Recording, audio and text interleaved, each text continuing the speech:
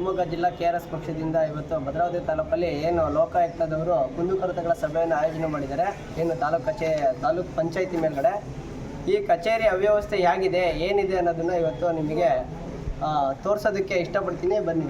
ಈ ಶಿಥಿಲವಾದ ಒಂದು ವ್ಯವಸ್ಥೆ ಇದರೊಳಗಡೆ ಕಟ್ಟಡದೊಳಗಡೆ ಸಾರ್ವಜನಿಕರ ಕುಂದುಕೊರತೆಗಳನ್ನು ತಗೊಳ್ತಾ ಇದ್ದಾರೆ.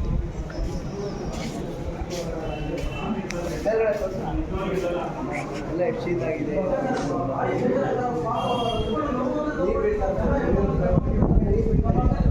ನೀರು ಬೀಳ್ತಾ ಇದೆಯಾ? ಇವಾಗ ನೀರು ಬೀಳ್ತಾ ಇದೆಯಾ ಅಂದರೆ ಚೇರ್ ಮೇಲೆ ಅಧಿಕಾರಿಗಳೆಲ್ಲ ಕುತ್ಕೊಂಡಿರೋದು ಇದು ಮಾಡ್ಕೊಂಡು